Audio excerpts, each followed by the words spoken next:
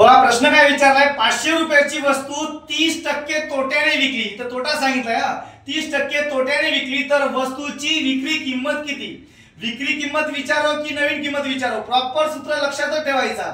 नवीन किंमत किंवा विक्री किंमत इज इक्वल टू जुनी किंमत गुणाकार 100 डिवाइड बाय 100 करायचा।